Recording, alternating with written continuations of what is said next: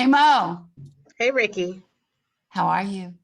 I am magical. And The guess what? doctor is in. The doctor's and you're in my favorite, one of my favorite places in the world. I am. It's not an easy place to get to. Hanover, No, New Hampshire, home of the illustrious, right? Historic and noteworthy Dartmouth Dartmouth College. College. I found this great, one of my alums friends found this great picture of my dad and a bunch of his friends. I'll send it to you. Maybe I'll try to show it on the Zoom. But it's my dad, he started the Black Alumni Foundation Association like years ago. We had like the 50th anniversary last year. So Oh, wow. that green blood stays in your body forever. It's like a thing, like Aaliyah, my dad, me, and my two daughters all went to Dartmouth. So we have this great guest today, and she is amazing. Hmm. And she's going to talk to us about Pilates and breast cancer I love and that. how to recover from all these horrible things that we have to do to our body. So Yeah, and she, speaking of things that get passed on, right? Like why can't this be one of those things that gets passed on and that lives in our body and lives in our DNA? And it's the fact that that movement, that fitness, that wellness is our birthright. It's our inheritance. And I feel yeah. like so many of us, people of color, but also cancer patients, feel like it's not for them anymore. Like it's something I might have once been able to do, but I don't really know, how I'm gonna get those things done. So it's just awesome to be able to show it, to discuss how it can happen, how to build up, how to ramp up, how to modify, why it's important, and just what is it? Because Pilates took the world by storm. What, probably 15 years ago, maybe longer. Well, it's been around honestly since the late 1920s is when Joseph Pilates actually created the work. Um, Wow, wow. yeah, and so So, he opened the first studio in New York City, and so since the 40s, people have been doing Pilates in some way, shape, or form, and it got popularized initially because all the uh, famous choreographers sent their injured dancers to Joseph Pilates to fix. And so it really does have wow. healing, rehabilitative, corrective foundation at its core. That's what it is corrective and rehabilitative movement for your body. Wow. And I didn't give her a proper introduction. So Aaliyah Hatcher, and she's not only an amazing, athlete and fitness person, but she is an incredible entrepreneur, Black woman entrepreneur. Hmm. She's been in business for 12 years, celebrating their 12th anniversary in Rockville, Maryland, a suburb of DC. And she's a badass. She's part of our badass club that we always bring to the table. And but she's got some great tips for us. And Pilates, I've never really done it, but it's something I want to try just for the stretching of it, because I don't really like yoga. She tells me it's very different. But I think she can help. And I remember, those exercises where try to put your hands up the wall after the mastectomy and like all the stretching that we had to do after mastectomies. And it was pretty painful and not very fun. And you didn't really want to do it. And I think she's got some tips to help us figure out how to recover better from surgery, but also just for survivorship, right? What a great thing to make yourself feel good for survivorship, right? Wow. Well, Leah, let's start with your why. We want to hear Yeah, how did you yeah. get started, get involved in this, and what's your connection to it and cancer and just why this? Well, like Ricky said, I've had my Pilates studio for 12 years, and we do everything related to Pilates. We work with people of all ages, ability, body types, fitness levels, and we do Pilates for total body conditioning, which you would maybe call the more fitness aspect of it, but we also do a lot of pain relief and rehabilitative work. And so that's always been a primary part of my business. And I and my family, my mom is actually a breast cancer survivor, and that may have been one of the initial pieces that got me more focused on the breast cancer recovery piece. And back in 2010, I actually did a training and certification called the Pink Ribbon Program. And it's a Pilates-based program that's designed specifically for breast cancer recovery. And I really just wanted to learn more about the specific issues and needs that people who are recovering from breast cancer have.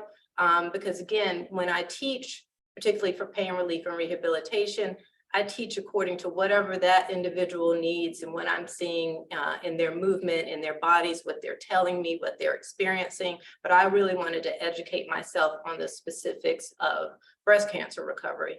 That training was a really great foundation for my learning, and I integrated all of that knowledge and continued to develop it over the years into having a really good arsenal and understanding, I think, of the types of movements that I can do, how I can use the Pilates method, the equipment, the springs, and all of my knowledge to help the people who come to me, coming through breast cancer. We see people, sometimes they're still in treatment and recovery. We see sometimes people who are a couple years out and realize that they haven't gotten full range of motion back in parts of their body, specifically tightness in the chest, poor mobility in the shoulders, lack of core strength, just all sorts of things. And so, I really appreciate having that knowledge to be able to help people.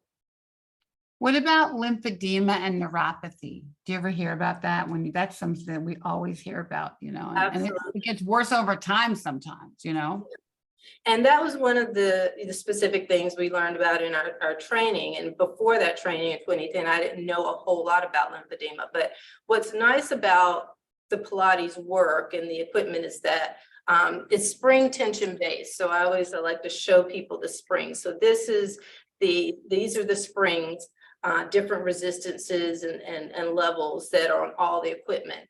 And what's nice about the springs is that they're adaptable. So this spring is actual resistance training. So it's like lifting weights, but it's better than lifting weights. And I think when it comes to lymphedema, what I learned is that you don't want to put too much weight into someone's body. You don't want to do anything that's going to constrict the flow of the lymphatic fluid. And so with the springs, you can give someone resistance, but it's not going to overtax the muscles. It's not going to create blockages. A lot of our work, we're really working with a lot of breath, a lot of fluidity in our movement. There's no holding. It's really the opposite of holding postures. We don't want people to create, we don't want to create tension in people's bodies. So that's one of the common things people ask me is, what is it like yoga? And it really isn't like yoga. Yoga is great in and of itself, but it's a very different thing. And one thing that's different is in yoga, you have postures, you hold postures. In Pilates, we don't hold.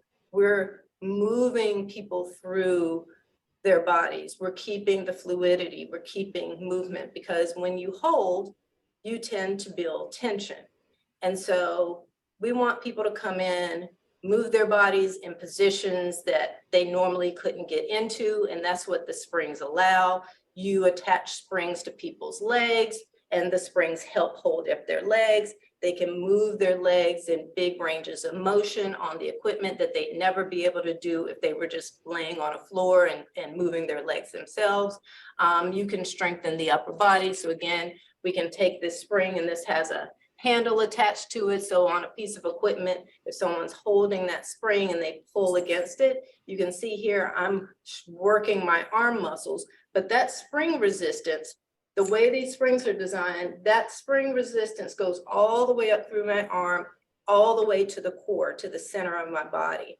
And that's how we teach Pilates, is there really is a fundamental focus on the core, meaning the center of your body. So all of the movements start at the center and move outward. So even if I'm giving you something to strengthen your arms or strengthen your shoulders, I'm going to make sure that you're stable and supported at the center of your body. And then we use the appropriate muscles to move the arms or move the legs. Your muscles work much better when when your limbs are attached to something that's stable, that you're in control of. And that's why core strength and core stability is so important. Wow. My little mind is blown over here because, the yoga helped me as a surgical resident to learn how to rest in uncomfortable positions. right? Because sometimes you have to be uncomfortable for hours and hours and hours at a time. And there's a lesson there in trying to figure out how to give your body rest even though you might not be comfortable.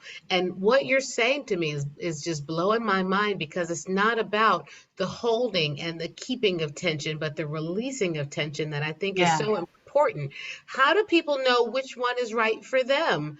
How is it, what are some of the indicators for people who might be trying to figure out, maybe it's not either or, but if they're looking at getting involved into either yoga or Pilates, how can they know what might be best for them? So this is what I say. I say that all movement that's safe is good movement, because I just want people to move their bodies. I think I told Ricky this before. If your body stops moving, if you stop moving your body stops moving you. So the most important thing is movement. You know, I'm a Pilates teacher, and I really know and understand the benefits of Pilates. And I feel like Pilates addresses the whole body. And it is, I do two things. I do Pilates and then I do some cardio. The only thing that I don't get from Pilates literally is cardiovascular work to get the heart rate up to that high level. Other than that, I get my strengthening, I get my flexibility work, I get mobility, balance, coordination. I mean, there's a lot of very specific balance work that we do on something called the Pilates chair, where we're standing in some exercises on one leg and pumping a paddle up and down that's spring loaded. So it really addresses every single part of the body in a way that, in my experience, I haven't experienced that in any other form of movement. I grew up dancing from age 5. I ran track all through high school. I did martial arts, you know, all the way up to, you know, right up to black belt, and all those things were wonderful. But this is like the thing you do that allows you to do all the other things you want to do. So Pilates is about conditioning your body so you can, if there's a sport you want to go do, you can do it, but then you come back and you balance out your muscles. If you want to go on hikes, you can do it and not end up in pain and not end up with some problem because you didn't have the strength to carry the pack the whole way. So Pilates allows you to live life. You know, it's not specific to doing this one thing. I'm not all that interested in just doing good Pilates for the sake of it. I want to do Pilates and I teach Pilates so people can enjoy life and feel really good in their bodies. Wow. That sounds good. I want to do a class right now. That does sound amazing. I know. Because, you know, we hurt our backs just carrying groceries in the house, right? And we start these fitness revolutions on and off and off and on again. And we do it until we get that cramp, until we get that back spasm, until something happens. And I heard you say, and I put it in the chat, doing this thing, Pilates, allows you to do all the other things that you want to do with your body. That's And right. that's powerful. I really think of it as maintenance, care, and body conditioning. So, you know, if you got a new car, even if you have an old car, you're going to take it in for regular oil changes. You've got your house, there are all sorts of things. You maintain your roof, your HVAC, you don't want anything breaking down. It's a catastrophe. But here we have this vessel, we only get one. I think we really have to put the time and the care into taking care of this. And things like something like breast cancer happens, we have no control over it. But the nice thing about Pilates is it gives you some amount of control over your body. And actually, Joseph Pilates never called it Pilates. He called it contrology. And he developed it because it was really a method and a philosophy of taking care of the body and also trying to address a lot of things that were happening in modern society that were causing a lot of sort of ailments with people. People even in that time were starting to become more sedentary. There was a lot more pollution. So he was really a man ahead of his time. And what contrology is really empowerment. It's really saying, you having knowledge about your body and your movement, how it works, how yours specifically works, and things you can do if something's not feeling right, things you can do regularly as preventative body work, like that gives you so much power and control. So when something as terrible as breast cancer happens, you have the resources and the facility to get on the floor, even if you don't have a Pilates studio to go to, and do a certain set of exercises, explore your movement in your body if you know. And then if you have access to a Pilates studio and a knowledgeable teacher, there's so much that, you know, we can do. I was thinking about, as I was preparing for our talk, like all of the things that come into play with breast cancer survivors. You know, you go into what type of surgery they had, and how extensive that surgery is or isn't, plays a lot into everything from tightness to scar tissue, to it's a combination of things are tight, but also things can become unstable. One of the common things I see is shoulder girdle instability. So depending on what type of surgery, and I'm sure you could really give me some more information on this, Dr. Gary, is, you know, when I did my initial training, learning about some of the surgeries they're taking in reconstruction could be taking part of the abdominals. So now you compromise your core, your abdominal muscles. They could be taking part of the lat muscle in your back. And so if reconstruction involves removing other muscles or parts of your body, then you really have to then go back into the body and compensate for what you've lost. So when I worked with clients who've had certain areas that have been removed for reconstruction, we've got to go in and say, you don't have this. Now we're going to build extra support here or there to make up for that. And you really can do that. You really can get that specific if you know. I love that you brought that up, because, you know, when patients get the deep flap surgery, right, the tummy tuck, essentially, we have gone away from, as much as possible, using the muscles, the six-pack muscles. We use the fat over top when we can, but it puts you at higher risk for hernias. And the need to stabilize that core even more, so that you don't mess around and, you know, start doing push-ups and doing sit-ups and end up with a hernia is it's even more important. And I don't think that patients are told that enough. They're told that, you know, you get to spare your muscle and we use your fat and you get a tummy tuck.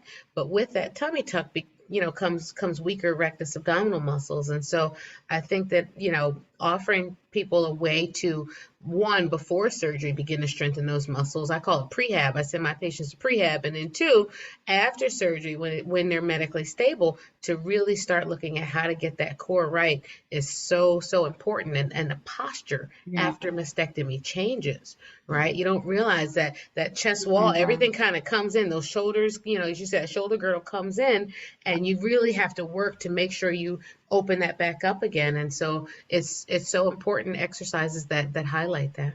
Because it's your instinct is to kind of protect yourself, if I remember correctly. Like, it's like you always want to like I don't know, like, you know, trying to, you know, cover up your boobs, or like try to like protect them, you know. And so you don't to go here and here is like unusual. But I was with our breastie Nicole last week and at AARCR, and she's 3 years out. It's 3 years since surgery, and she can't lift her arm past here.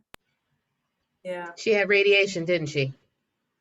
Surgery, And muscles that, radiation. I tell patients, like, microwaving the muscle, you know, and that muscle gets tough. Like if you microwave meat, you know how it gets tough in the microwave, so do our muscles. And it's a constant battle to really keep that muscle stretched out, and ways to do that are gentle are so important. Yeah, she's got 2 babies and she can barely pick them up. She can't, you know, her range of motion in this arm is out of commission. Because I told her about you, so hopefully she's watching today. And So there's so many things, and just the things you all just said, when I think about, it's so interesting to hear what you describe as microwaving the muscles and how that changes the actual texture of the muscle. Because again, going back to the springs, and I always come back to that because that's so specific and unique to Pilates. Springs are known for creating long, lean muscle. So if you think about going to the gym and picking up, a dumbbell, right, and doing this, when you use a traditional weight like this, it builds up muscle in a very specific spot. So you get a big bicep because you're pumping. When you are pulling against a spring in Pilates, the spring doesn't pull in one spot. Again, it goes through everything. So it creates long, lean muscle. So when you're working through spring on Pilates equipment, it's like doing this to your muscles over and over again to make them more sinewy, to make them longer, to kind of smooth things out. One of the things that, with Pilates, you're also very hands-on with people as you're what we call cueing them or adjusting them.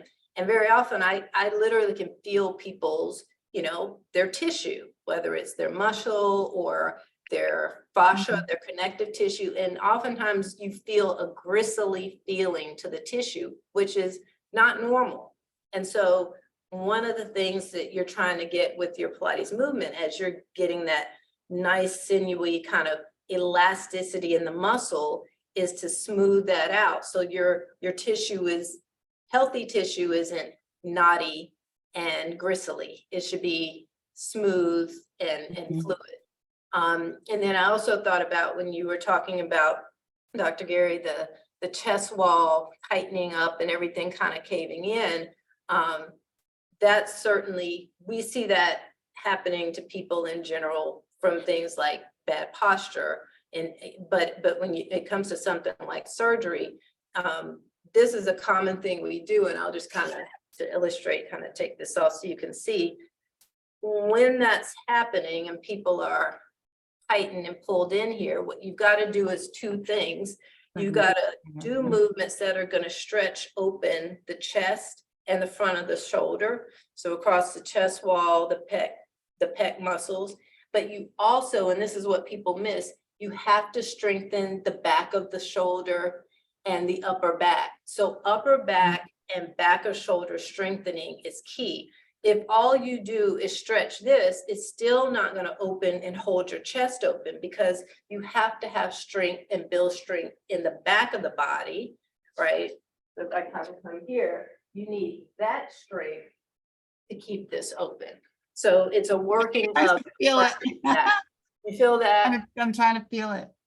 Yeah. Yeah, so there's a lot of things we do. There's a whole series of exercises. They show up on different parts of equipment, something called chest expansion, in fact. And so if I were doing a version here, and again, you have to kind of imagine the springs because we're not on equipment, but I would be holding on to, say, a handle like this, right? And I would be pulling, and I would be cueing someone to use the muscles in the back of the shoulder, stabilize the shoulder blades into the back, and then pull back using that shoulder and that tricep. So that stretches this and it strengthens that. And that shows up in many different ways, shapes, and forms and positions. And if you work that consistently, stretching the front, strengthening the back, that's how you gradually turn this over time into this, right? Whoever thought, did you ever think about the muscles in your shoulders, on the back of your shoulders? No, I didn't. And I work out a lot. You know what? Only because I'm in medicine. If I weren't, I wouldn't. And I tell my patients sometimes leaning into a doorway and doing those types of things, if that's all you got, try to, it helps. But I love the way in which you're describing this is very intentional and very smooth and very, like I said, I guess the word is gentle, which I love for cancer patients, because people always think, oh, it's too harsh, it's going to hurt too much, it's too much for me. And this is not that. Yeah, absolutely not. And I love the word fluid, how you mean it's fluid and not creating tension. Because when I think about exercise, I do think about creating tension. You know what I mean? Yeah, no pain, no gain, right? No, All of it right, is so right, much, right, breaking down muscle and right, pumping right, iron, and right. it has this aggressive language to it that, yeah, it can be a little off-putting. Yeah, yeah. You want to show us some stuff or Yeah. Yeah, So and what's in the room too. I know, like what you got in I there? know, I wish I could, kind of take you over to all of that, but I can describe a few of the things. I'll show you first some things that are kind of more mat based that, Yeah, I'm gonna pin you so people can see a bigger you. So we're talking about tightness in the chest and shoulders. Something you can do at home that's effective in opening that up. So I just got a foam roller here. I'm gonna sit on the front end and lay back. And just doing arm circles is a nice way to open that up. So I'm actually stabilizing my shoulder blades into my back. And that gives me a nice range of motion. I'm just letting gravity stretch me as I go around in these circles. So we just call these supine arm circles, which just means arm circles laying on your back. And because I'm lifted up on a roller, it gives me a bigger range of motion. So you can see how, the chest is opening, the front of the shoulders opening, all the way down the arm through the bicep. And then you would reverse that direction. And again, breath is key in Pilates. The breathing and the movement go together. So I'm just inhaling through my nose and exhaling through the mouth. Inhaling and exhaling. So that's just simple arm circles. And then another movement I like to do, particularly, again, chest and shoulder tightness, is these side lying arm circles. So I'm laying on my side. I've got both arms in front. I've actually got one hand stacked on top of the other. And then I kind of I'm looking at my top hand and I'm following it all the way around. So if you watch, my spine is rotating. So this is good sort of spinal mobility as I follow my hand around to the other side and back over my body and then go again. So I'm literally looking through the entire circle. Again, it's creating this twist in my spine. And then you can reverse the direction. Again, it's also, creating an opening across the chest, the front of the shoulder, down the arm. And these things just, feel good. And that's the point, the movement. The nice thing about Pilates is it actually feels good. When you get into the springs, especially, it's fun, it's interesting. It's not as, a lot of people come to us from physical therapy and PTs will, refer and send their clients to us. And one of the things they say is they enjoy coming to the sessions. It's very different than the experience they have in PT, which is, more sort of rote things that you do over and over, very simplistic movements. So if people enjoy it, they're more likely to continue to do it. So they say they look forward to that. Now, I'm going to show you something a little more core based. So This is great, Aaliyah. I feel like I should be doing it with you though. I feel like pretty lame over here. you can get on your mat over there. So there's roll backs or roll downs show up all over the Pilates repertoire. So a very simple roll back would be, we talk about the pelvis a lot in Pilates because this is kind of like the center of the body along with the spine. So we teach someone to curl the pelvis under by engaging the low abs, right? You see me scooping them in and then tilting the sit bones under. So I'm rounding my spine. I keep pulling in here and I would have someone roll back as long as they can keep the curl. I don't want them to straighten their backs because then they're using their back muscles and not their abdominals. I want the belly deep. I want the sit bones and the tailbone curled under. And you roll to where you can roll with control, and then you roll it up. Now over time, so I'm breathing in through the nose, out through the mouth. You want to have someone help someone build up the strength to be able to roll the spine and control it bone by bone. We call this spinal articulation. And then pull in the upper abdominals and peel the spine off the mat and bend forward. It looks very simple. It requires a significant amount of abdominal strength to control that movement. So what people traditionally do with rolling down and rolling up is, okay, I'm in control, uh-oh. Yep, I was just gonna ask you that, because So, that's me. so the key is the control. And Pilates the focus is on control, precision of movement. It's not how fast can I do it? How many times can I do it? You know, it's not manic, it's very controlled along with your breath. And then you start adding on difficulty. So once someone can roll down, roll up, control it, you roll, you hold, and then you rotate. So now I'm using my obliques as I twist. I come back to center. And again, I'm breathing in through the nose, out through the mouth. And you can see with the wrinkles in my shirt, I always say the wrinkles kind of show what your muscle fibers are doing. So as I'm twisting, you can see my obliques are kind of pulling my spine around, and then I roll up. So that's a roll back. And again, you can start straightening legs and step that up or down in difficulty. And then another really good one that I like for just building transverse abdominal strength, really your abdominal corset and your back muscles, is something called the short box series. So this is classically done on the Pilates reformer, but you can do it sitting on any box. If you were at home, if you had like an ottoman, you could sit on that. And I'm just taking this bar and bringing my arms up overhead. So the key here is my pelvis and spine are in what we call a neutral position, meaning this is the most stable and supported position. I should be right up on my sit bones, have a little bit of an arch here in the low spine, a little bit of an arch here in the neck. My job is to keep this whole spinal structure stable as it is and lifted and tilted and lift it back up.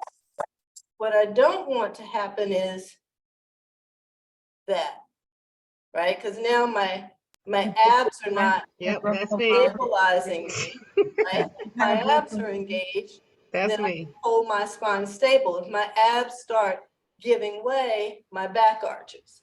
So it's about control. So I'm actually picking up my abs inside of me. I'm supporting and stabilizing my spine from the front using my abdominals. And then I'm lifting the spine back up. That can start off super small, a ½ inch. And then little by little, you go farther and farther back, and that is building more and more core strength. So those are kind of like some foundational movements that, you know, we can see on the mat.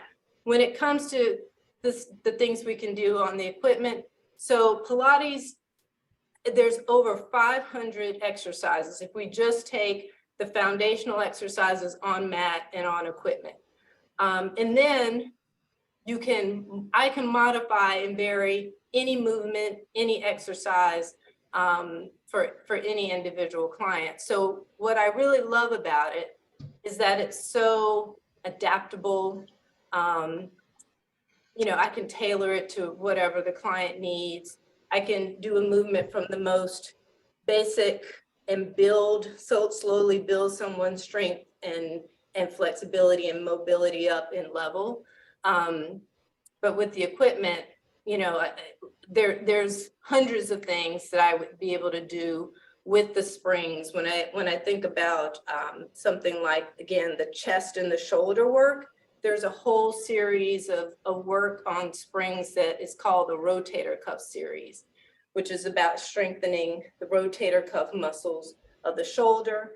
There are a whole lot of push through exercises where you're laying on the Cadillac back there and you're holding a bar that's attached to a spring and you're pushing that spring-loaded bar through, which seems simple, but again, if you have chest and shoulder tightness and shoulder instability, then you really have to work slowly with someone to train that, because what's happening is the spring is providing resistance. So you're literally breaking down the mechanics of someone who may be extremely tight and constricted here and stabilizing the shoulder, guiding them through the external rotation of their arm bone in the socket, and then helping them push through. They may only be able to get here. They may not even be able to straighten their arm over the head, like as you're describing your friend.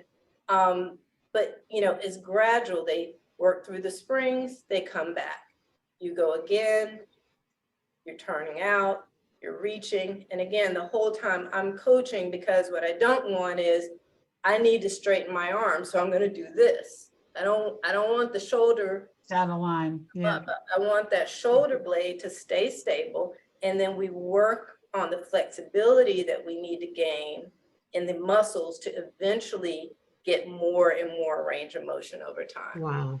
Wow. All I know is if you are just joining us, we're talking about Pilates, and if you look at this woman's arms, I was going to that say, I speaks want the arms. I was about to say the volumes, same first thing. of all. I want the arms. Wow. Second of all, we're talking about movement and how the movements of Pilates are different than, say, yoga, and different than typical, I guess, calisthenic exercises and other things you might do. And we got a couple questions in the chat. And the first one is, someone said they can no longer sit on the floor. And I heard you mention an ottoman. So there's some modifications that people can do for things at home? Yeah. So anything, definitely sitting on, this is actually a piece of Pilates equipment. It's called the short box. And so any kind of box or ottoman, that's a good thing to have. Also for people who are tight in their hamstrings or tight in their hip flexors, I generally elevate them. So, you know, heck, you could even take a stack of books. Nobody has phone books anymore, but you know, some kind of Well, we remember them. I know. remember them and stack them up. So yeah, you can always elevate yourself. And not only is that good, you know, even if you can't sit on the floor, but a lot of people, if you are sitting on the floor, I'm just going to move this out of the way. And a lot of us have tight hamstrings, tightness in the low back. What'll happen is people are sitting on the floor and they're like this, and they actually can't get up, right? Because of that tightness. It's better to either sit on a box, right? Because the moment we elevate you, it takes some of the pressure off of that tightness. You can then sit up on your sit bones. Your ability to sit on your sit bones and be upright and neutral is really key. So neutral probably doesn't mean anything to anybody who's not familiar with Pilates, but it really is when we should be sitting and standing in neutral. We should not be sitting like we sit in a chair. So imagine a chair back. This is how people sit. And so now the low back. That is, yep. The arch that we should naturally have there is flat, or even worse, rounded. So you're stretching out your lumbar arch that you should have, right? And then also look at what happens to my chest and my shoulders. Right. And you then shift your position so you're sitting on top of your sit bones and not behind them. See how my posture completely changes?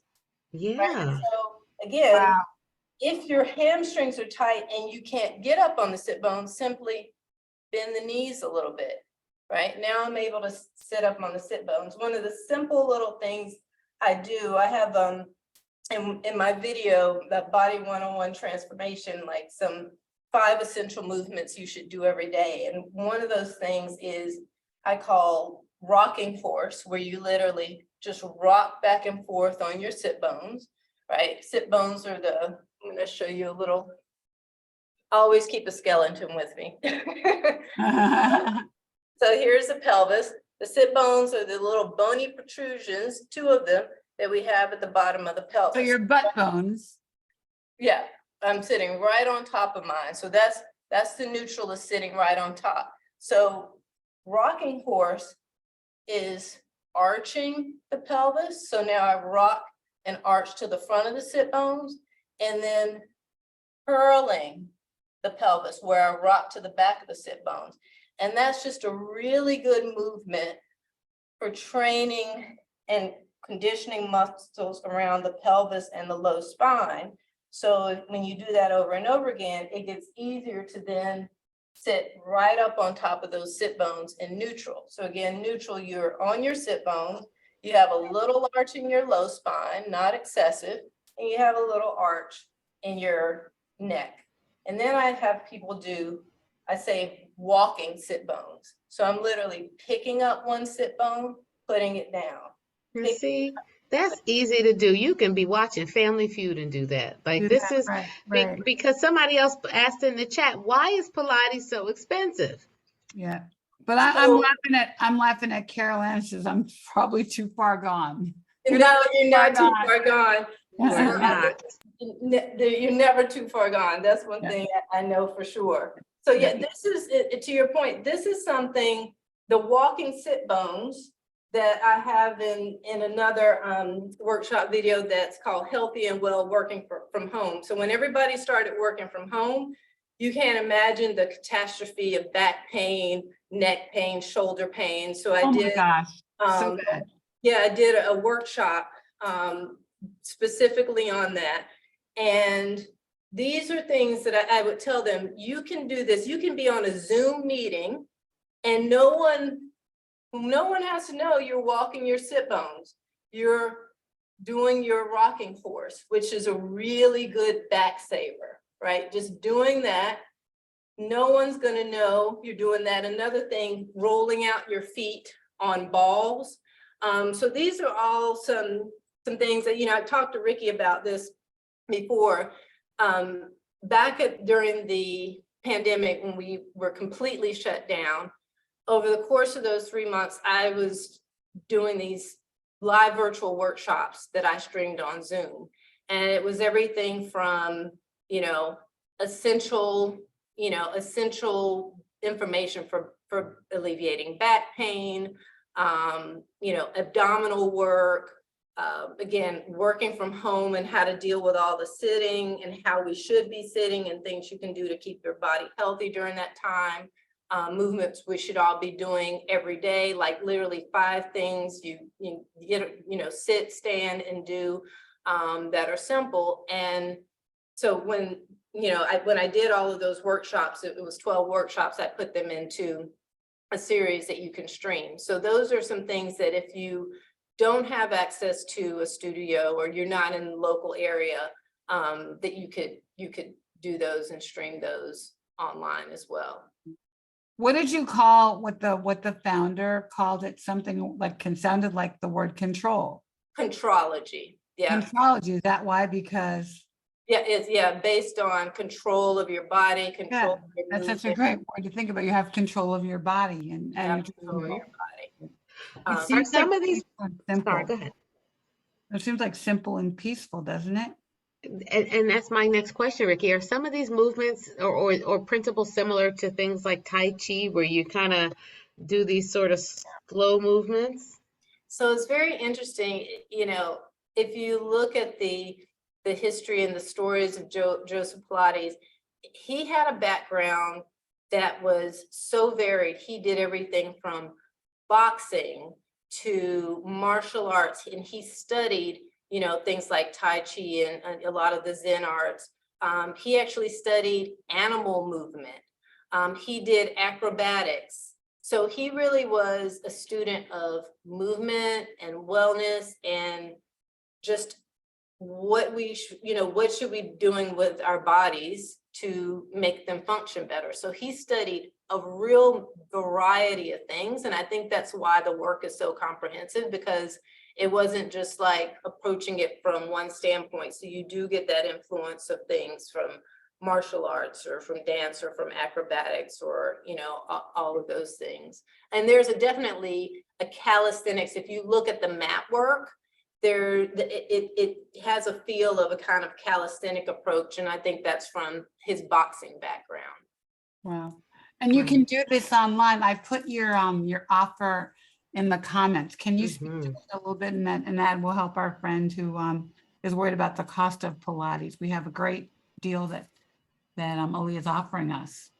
Yeah, and that's it. I understand the question about the cost of Pilates, and it is, it is not expensive for sure. It is not inexpensive, but what you're paying for is the equipment. If you, even if you went online, and again, there's a lot of kind of retail Pilates reformers that are sold on the market, Mhm. but those are expensive, and the quality of them is not even near what a piece of studio equipment is. So the equipment we have in our studio is the professional line of equipment, and it literally, it needs to be sturdy, it needs to be supportive. I really tell people, I don't advise people going out and buying a reformer online, like a metal reformer is generally what they're made out of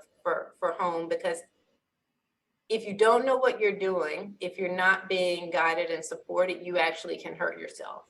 Yeah. There are a lot of movements that you're standing on the reformer, doing splits. All that stuff is wonderful. You can do movements you'd never be able to do, but you can also fall off the equipment. What's So a reformer? Yeah, I was gonna say, what's a reformer? yes, so equipment here, and I can slide it a little bit here so you can see this piece of I wouldn't equipment. even know what to do with that in my house. I right? know, and so most people who decide they're gonna go and get one and it comes with a manual, really, unless you have been trained, unless you are either a trained Pilates teacher or you've been doing Pilates and had developed a repertoire for many years and you really understand the movement and the work, this is not a piece of equipment to just have for home. So, we're doing everything from standing on top of it. I've got springs here again. This is where I'm adjusting the springs and the carriage moves, Oh, wow. right? Whoa, look at that. Leg up in the air, Oh, I'm pushing there. I might do what we call do the not try this at home. Mm-mm. Mess around and lose an eye. Don't do it. So this is long stretch, which is basically a plank, a moving plank against spring resistance. Oh, So that's incredible. a lot of strength and control to keep the core stable. I'm Wow. pushing through my heels. I'm not sinking, right? I'm holding up my center and I'm controlling the movement of the carriage. We've got knee stretches. So all sorts of things. So the movements are very specific. You really have to learn the repertoire and build up a practice before it would be safe for somebody to work on that equipment. But again, the equipment, studio equipment, this is solid maple wool, wood, steel. This equipment is sturdy, safe. We have people of all sizes on the equipment. It's not going to break down. And so, it's expensive equipment, but it's very high quality equipment that lasts and is going to be safe for our clients to use. And you're also paying for in a studio a highly trained teacher. And that's important when if you are looking for a studio and a teacher, to really do your homework and make sure you're working with someone who is actually fully trained and certified. The reality is that someone can say, I'm a Pilates teacher and teach classes, and they might have learned Pilates watching YouTube videos, and they have absolutely no real training or credential at all. There's no license that you need to teach Pilates. All of the teachers that I hire, we're all comprehensively trained teachers. And what that means is we completed a training program that taught us everything, how to teach from the most beginner level all the way up to the most advanced work on every single piece of Pilates equipment. You don't have to do that. Someone could learn, they might take a partial course and just learn how to teach reformer up to the intermediate level. Or again, they might not take any course at all. But my training that I did years ago was over 900 hours. So that was like a full, it was like going to school, you know, Well, 15. your arms look the way they do. Yeah, and so my teachers, I don't hire anyone whose training program, they have to have graduated from a program that was at least 600 hours. So you really should interview someone you're considering to be your Pilates teacher, because it's really an intimate relationship. This is somebody that's helping you with your body, that's helping you learn your body, that you have to know is going to be, it's safe for you to work with them, that they really understand movement. They understand anatomy. We studied a lot of anatomy in my training, but again, if you aren't trained or if you have a very minimal training, you don't learn anatomy. You don't learn about, you know, how the body really works. You don't learn how to make modifications and adjustments.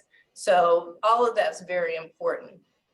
So basically, you can do it several ways, right? So if you don't want to go to a class, we have this access to your online class, right? So I could do it in my house by myself by watching you on a So- video or whatever, So right? there's a few ways. So we've got the Body 101 transformation. That is a video on demand series of workshops. So you buy this whole series of 12 workshops that you have access to permanently. You can watch anytime. My studio, we also, all of our mat classes, we also stream them live through Zoom. So you can buy a mat class in studio. That same mat class, you could go online and buy the live virtual recorded version. And what that means is when that class is happening in this room, before the class, we send you the link. You can join live in Zoom, the same computer I'm looking at you, the teacher's Very looking. cool, very cool. And then we send you a recording of the class afterwards. So whether you were in class or not in class live, you get 48 hours to go back and watch the class and do the class on your own. So we do that. And we also have virtual private lessons. So those are one-on-one, again, through Zoom, where the teacher is coaching you again. You're not going to have Pilates equipment, so it would be a mat-based private lesson with one of our certified teachers. Can you do a private lesson over Zoom? Yes, that's exactly what that is. Okay, that's what that is. All right, Yes, so, you just book a virtual private lesson online and Okay. then send you the Zoom link, 24 hours before you log in, and the teacher's sitting here where I'm sitting, and she's teaching you, asking questions, modifying everything you would do in any mat-based lesson. but you won't get the benefit of the machinery until we come to the studio. So, Yeah. is there a place where we could find if the studio is reputable, or can people reach out? I mean, if you're in Iowa or Nebraska or LA, I'm sure there's all kinds of studios all around the country, but Yeah, what's the so people I would say the one place that is kind of, there is something called the Pilates Method Alliance, which is the professional association for Pilates teachers. the So Pilates, what is it called? The Pilates? the Pilates Method Alliance. Okay. And again, it's not required that anybody, it's membership based, but they have, it used to be embedded in the Pilates Method Alliance, but there's now a separate certifying agency that gives a credential of the national certified Pilates teacher. So they do have a directory and a database. So if you go to the Pilates Method Alliance.org, then they have a directory of teachers that are nationally certified Pilates teachers. So what that means is they've sat and passed an exam. And to sit for that exam, they have to have come through a training program that I believe is like at least 500 hours. They have some requirements for you to sit for the exam. So that'll give you a baseline of someone who came through a comprehensive program, who sat for the exam and passed the exam. Again, that's a baseline credential. It doesn't mean that person is, one of the best teachers in the world, but I do think it's important to at least start with a credential, and that'll kind of point you in the right direction. And the other thing, like I said, is when you go online, really look through the bios of the individual teachers. And there should also, those teachers should also indicate the level of continuing education that they do. We host continuing education workshops because you have to keep learning. There are things that they were teaching in Pilates that really it was not good for the body, and now over time we learned that. But that's the case in really any practice. The physical therapists used to have people doing things that now they know better, and so they don't teach those same things. So as a Pilates teacher, if you're really doing it to help people, and it really is your profession, and you got to continue learning and progressing and developing. And if you don't feel like it's right for your body, you feel like something's not right, then you need to stop, right? And That's right. Maybe It shouldn't hurt. Yeah. That doesn't mean, whenever someone says, "Oh gosh, that hurt," I always say, "Tell me what you're feeling. Explain Right. what." Because some people, they haven't felt certain muscles work in so long. Hello. In their mind, they hurt. And then when they describe, "Well, I feel this muscle and it's tightening and it's shaking," and I'll say, that's a good thing. We're in the right muscles. But should it be painful? Should something hurt? No, it shouldn't. It shouldn't hurt. I'll add the disclaimer that you really should talk to your medical professional, especially if you're Right. in active treatment, right? Yeah. To get approved for these types of therapies. Sometimes you'll start maybe with a physical therapy assessment as a bridge to other classes and things. And I think that it's not a bad idea to have a functional assessment by PTOT before you consider a class, but do try it, do consider it. And then from an equity standpoint, I have one more question for you. I mean, how many Black instructors, Pilates instructors are there? And is there an association that you all belong to? No, there isn't an association. I would say the level of representation is certainly quite low overall, but I can say in my studio, so there's 10 of us that are teachers, and I have 3 Black teachers in my studio. So I think it depends on the studio. I have a very diverse group of teachers. But overall, I would say, I think there are certainly more Black teachers. And there are some, groups. If you go on like Instagram, there are a lot of groups that create community through social media. So certainly there are Black teachers out there. I know of certain other studio owners and teachers in the area, but we're also in the DC metro area. So that's a good goal for somebody, like go learn Pilates and become a teacher and help some more Black breasties with this, right? Yeah. So exactly right. I'm glad you mentioned about the getting a doctor sort of evaluation or PT, because a lot of our clients come to us again as patients out of physical therapy. And when people come in, and if they come in under the umbrella of pain relief and rehabilitation, we ask them to bring in whatever documentation they had that might help us, whether it's your initial evaluation or reevaluations from your physical therapist, any MRIs, even though we're not doctors, we're not physical therapists, but even reading an MRI summary can tell us, okay, bulging herniated discs, some disc degeneration, spinal stenosis. I mean, we have an intake form, but you would be shocked at how many times people fill out a form. And it's not until you start having that initial conversation and they'll say, "Oh, I have a fusion in my spine," and it's nowhere on the form. So the more information we have about someone's condition, the better.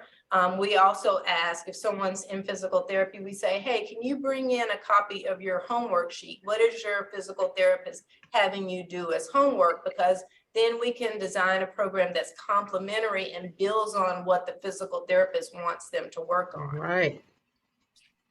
I also feel like it's kind of an intimate exercise program. It seems like that the teachers really, really consider the specifics of a person. It's not like when I go to a spin class, everybody's in there, you get on your bike or do your thing. It feels like you guys are sort of having this conversation while you're Absolutely. working the person out. And that's really, really a cool thing to do here. It is. And I always say, I don't teach exercises, I teach individuals. I So love that. Love I that so much. see someone comes in and I may have from my previous notes from the last session, oh, I want to work on this. But the first thing I say is, how's the body doing? How are you doing? Anything new happening I need to know about? And that their answers to that and their feedback throughout the session really guides the session. It determines what I'm going to do. It's not something that I just got some plan. I'm just going to do this with you because I had it written down. Right, writing that down. And the beauty of our studio is even our group classes are small. So our group classes, whether on Reformer, we only take up to 6 people. So even in a group class, if I see someone that needs lighter spring, I can come over and change that. That needs to, I can look and say, you know what, bend your knees because you're not supported at your core. Bend your knees, tilt back, and I can walk over to them. You can't do that in a class of 12 people on a Reformer. And there are studios that are more kind of franchise based or, corporate, that they're packing 12, 14 people in a room because, that's what works. Can make more money for them, right? They can make more money, right? Standpoint. But you lose your ability to support and take care of your client and to really give them what they came to you for. So I knew when we moved into this new studio and built this out 3 years ago, that I don't care how much space I had, I would never have more than 6 people in a class because you can't teach the quality and the level that we teach with a whole bunch of people in a class. Well, I will be there soon, Gretchen. I will be there soon. Can you tell us about your offer? Yes, so Body 101 Drug Transformation. So it's a series of what I call 12 essential workshops for the body. And I really think of Body 101 is it's one part owner's manual for your body. So I really spend whatever the topic is, if it's dealing with back pain, I've spent the first part really talking about the body and giving people a very, very fundamental understanding of the body and movement. And then I get on the mat and walk you through exercises. And as I'm doing the exercises myself, I'm explaining kind of like what I did with you all today, talk about the sit bones. This should be curling under, your belly should be scooping in. And I'm walking you through the exercises. And so, each one is about, an hour long. And it's really the topics that I feel like are the things that when people come in, this is what people need the most help with. And I packaged that into a series of 12 workshops. So what I did was I have an offer of 10% off. So those 12 workshops are $99. So this is 10% off of that regular price. And you just use the code BREASTY10 at checkout. That's awesome. Wow. Awesome. This has been, you putting in the chat, Ricky? I put the offer in the chat and I put Okay. his email address in there. So you Good. Yeah, and if Talk to her. anybody has questions, definitely email us. If anybody's interested in virtual, if you're like, maybe I want to try a virtual lesson, but how does that work? Just email us, call us. I've got a full, wonderful front desk team. They can answer any questions you have. And wow. And you know what? I feel very peaceful. I don't feel like we were like talking about sweating and working out. And I'm like, I spin. So I'm like, nope, just getting moving your body. And it's so important. Move your Yeah, body. Right. I tell my patients, even more than weight loss or weight gain is circulation, right? It's movement of those muscles and the Right. lymphatics, and Yeah. those things are so important before, during, and after your treatment. And especially if you're in ongoing treatment, and you're dealing with those Right. those long-term side effects of all the things you didn't really know about, like radiation. So this has been so enlightening and right in line with, National Minority Health Awareness Month. This is something that you might not have been aware of, but if you enjoyed it, please share it. Share it on your Facebook pages. Share it. We'll be on YouTube and post it. And we want you to go to the website, buy the 12-part series, Right. and learn about this and really get moving so that you can feel more comfortable should you choose to go to a Pilates class. So, Aaliyah, thank you.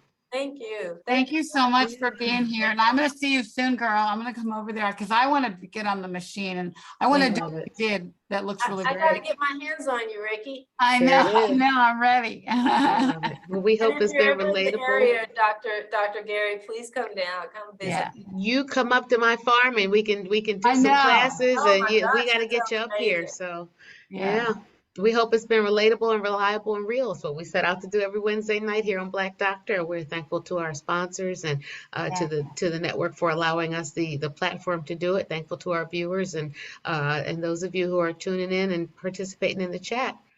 The yeah. doctor's in. The doctor is in. Thank you. Thank Rusty you so love. much. There it Rusty is. love. See you soon. Thank you so much. Bye. Bye. Bye.